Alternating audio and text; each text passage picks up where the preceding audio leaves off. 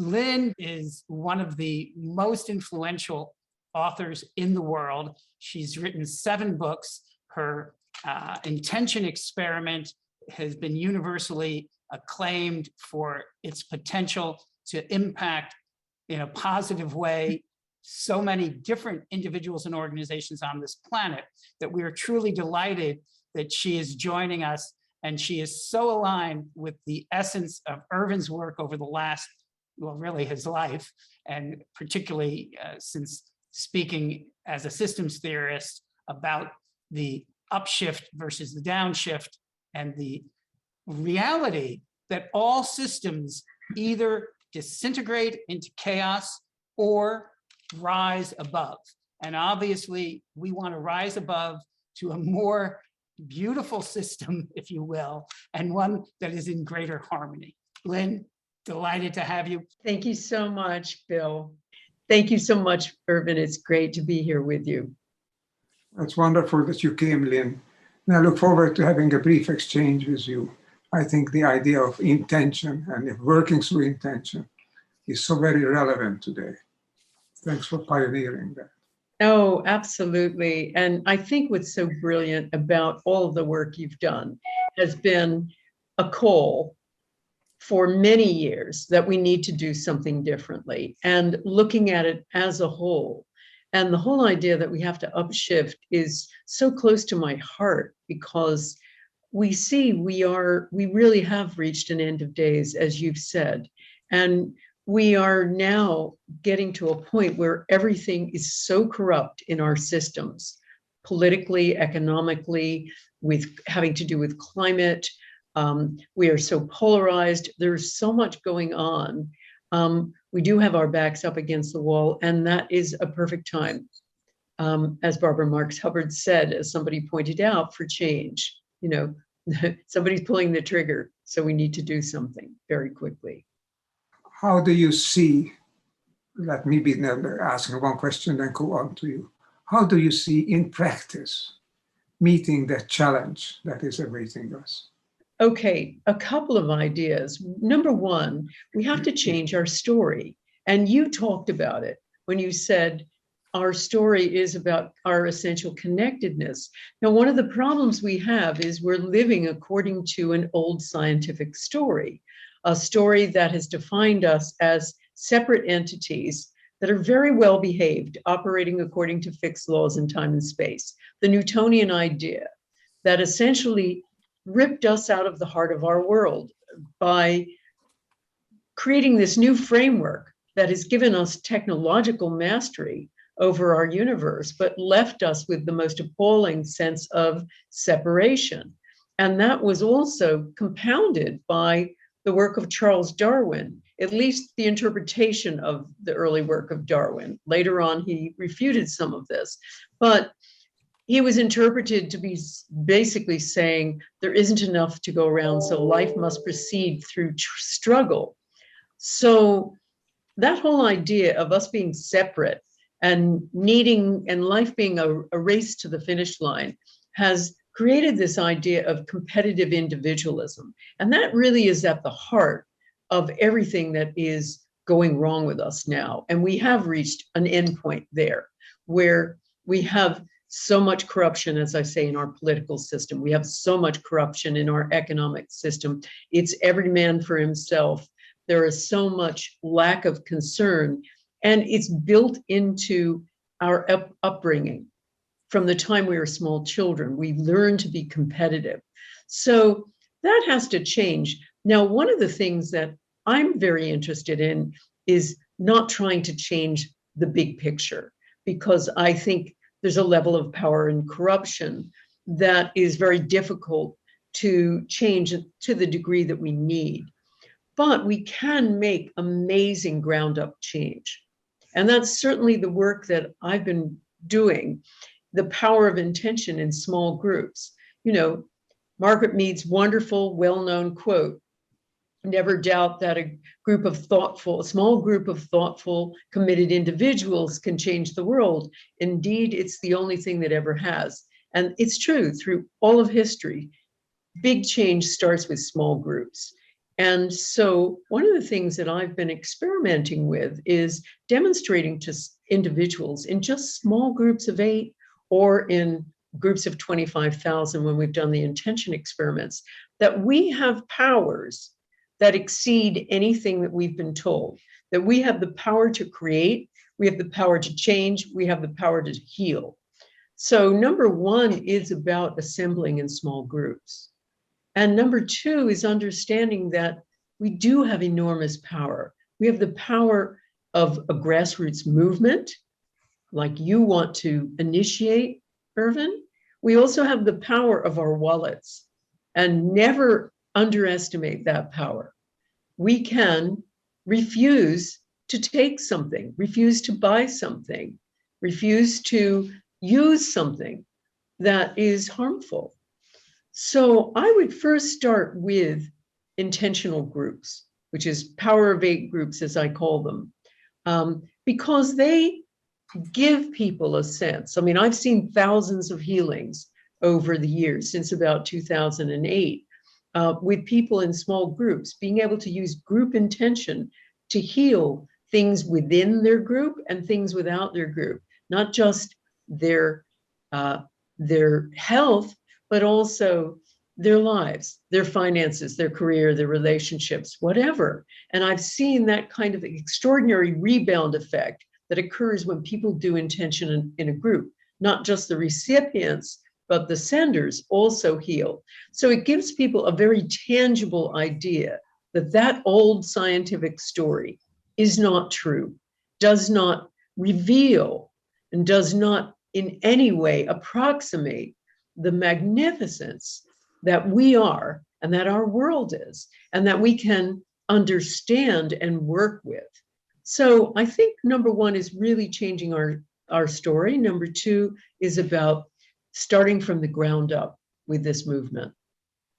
Lynn, thank you for that insight. What I'm about now, which I would just like to mention a couple of words, is to start something which is based on the person, on individual people. I would like to invite people to join what I call the Upshift Movement. How do you join, and why is that important? Why? Because I think everything ultimately will depend how the individual lives. I say in this book, wiser living on planet Earth. The question is, individuals need to live wiser. I assume that individuals know how to live wiser. If they really look around, if they really listen to themselves, they really reflect for a moment, they know how they can live in harmony with nature and with the world around them. So I'm starting a movement. It's called the Upshift Movement. We start with individuals, with asking individuals to come in, to respond to a call, pledge living more wisely, and say in a few words, or in a little longer if you like, how it is that you think you can live more wisely. Then bring these people together, create projects, empower them, ask sponsors to come in and help, and create larger projects through which individuals can come together and live wiser. Because ultimately, if the individual starts living better on this earth, the whole situation will change around us. The problem is we disregard the possibility of how we need to live. We disregard our crucial role of other people in our lives, of nature in our lives. So I'm starting a movement on Upshift Movement. Ask people to come and pledge their living more wisely on this earth. Tell us what that movement is, what that more wise living is, and allow us to bring people together who are committed to a wiser living and create a movement where people can actually realize their wiser living goals. It can be done. We can start with where you need to start is the person. Bring the right people together. Allow them to recognize each other. Allow them to work together. So the intention, starting from the ground up, that's what you're doing, Lynne. I'm trying to do this also with the recognition that we have in this moment in history, we have the chance to change. We are living, coming up, emerging out of a crisis. I hope we can see now the light at the end of the tunnel. We are emerging, and we need that guidance, which only comes from inside us. So ask people to come, look at themselves. Can you live wiser? And if so, how? And then let's join together. Let's empower these movements together. So that's my plan. And I hope that you, Lynne, and people like yourself, and so many people around us can recognize it and can create experiments also. For when people live together, when they come together for wiser living, they have a new intent. They'll change the world around them. I think they will. And I think there's one way to do it very quickly and very efficient. I think, Ervin, everything you said is so true about us knowing inside who we really are and knowing how to live wisely, because, you know, the science that I've looked at demonstrates that we need to belong as human beings. We're never meant to be competitive. We need to give. We need to be fair. These are built into our DNA, essentially. And we also experience, anybody who does something altruistic, people who do altruistic things, even simple acts of kindness, live longer, healthier, happier lives. The science is unequivocal.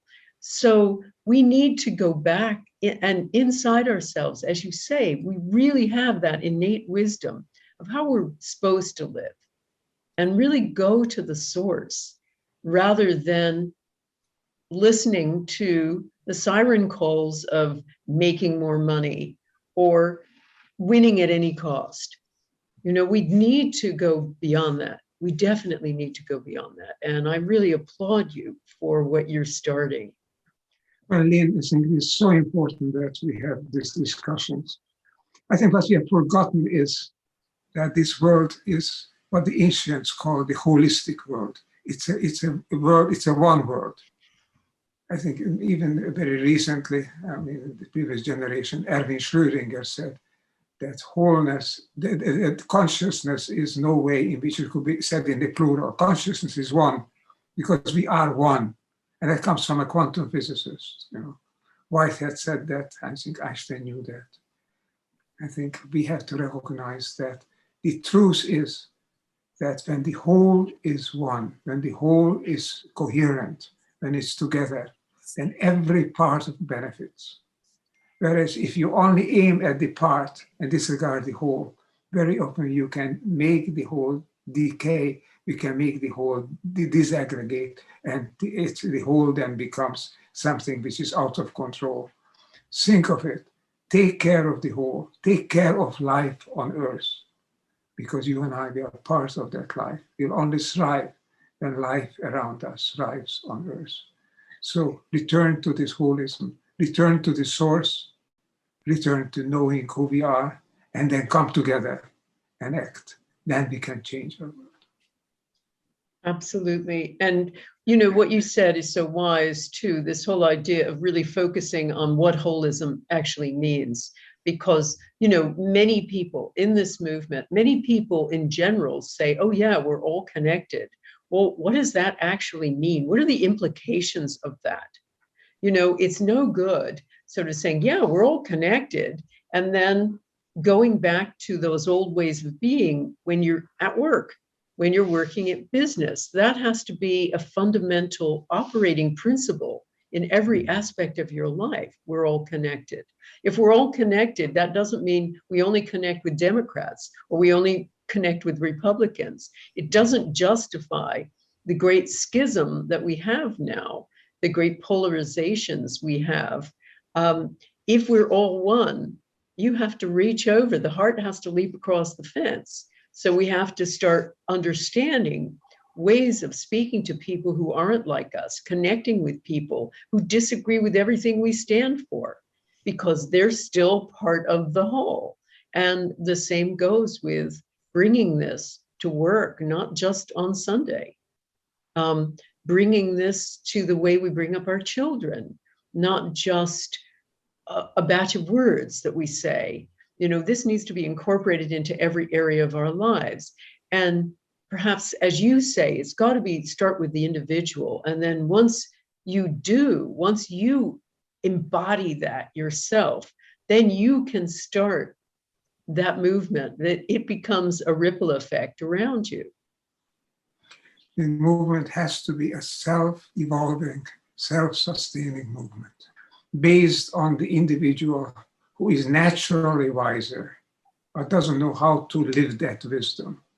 That's why I say not only act wiser in politics and in business or in civil sphere, but live it. Live it in everything you do, every moment of the day and night. Live in such a way that you are not a cancer on this web of life, but a positive factor, which adds to its coherence, adds to its harmony. An ancient objective now become more important than ever. And now it's more possible than ever before. We never had a global crisis before, not at that level. We had it and we are emerging out of it. This is the time. If we don't change now, I don't know when we will change. But I'm confident that this is a time when we not only can change, but we will change. There's another comment that your conversation has influenced. And this is such a good comment. I want to just read it to everyone. The comment is from someone named Ariel. And she says, I pledge to live more wisely on earth and join the Upshift movement. I think that is the beginning of the movement. If we can create a pledge to live more wisely, perhaps Ervin in his brilliance will come up with what in a practical sense that means. And if everyone just did a pledge every morning when they wake up, it's just something they do personally, that they pledge to live more wisely, they will, by just doing that, be part of the Upshift movement. So I want to thank Ariel for that. So Lynne, why don't you have one more question with Ervin, and then we have not only the pre-recorded messages, but I know that we have at least one of our other illustrious commentators who joined the live Zoom, and Bering, who I think wants to have a moment or two with Ervin, and there may be one or two others. So we're going to end up going longer than we had anticipated. So I really want to thank you and give you one sort of concluding moment to wrap up your words of wisdom as well. Well, all I want to say is I think everybody should take a pledge, and I really bow to the greater wisdom of Ervin to come up with that pledge that we can all live by. But the point is, it's about what you already are. As I say, my work is about examining the extraordinary abilities you already have that have been denied you by this story and by the authority figures and the way that we've lived. So it's about reclaiming who you really are. And who you really are is so much more magnificent than the you that's been living unwisely, as we all have been living unwisely. So I really invite you all to explore that extraordinary extended human potential, that much more uplifting and revitalizing story, the new scientific story showing that we truly are all connected. And by going deep into yourself to understand that you actually have all of these good qualities inside you, giving, being fair, loving, all of those things are part of you, are central to you. And so I invite you to explore and find them too. Thank you so much, Lynne. And one final comment that you've inspired in me is I think that we really need to emphasize compassion, because so many of those who are supposedly unawakened and doing things that are creating chaos are to some extent victims of a system that was created before they even arrived, where they had so much negative programming that many of them actually believe that they are doing good when they're contributing to chaos. And so we need to have compassion for everyone. And I think your comments about it doesn't matter, Republican, Democrat, what your political beliefs, other ethnic diversity, we are all in this together. And we are all trying in our own way to improve the world. And so I think that the more inclusive we can be to people who are not necessarily identifying themselves as spiritually interested, let alone awakened, the more effective we're going to be. Ervin, do you have a last comment on your conversation with Lynne? What you said, Bill, what you're saying, Bill, being inclusive is necessary. If anybody is really missing from this upshift endeavor, the upshift will not succeed well.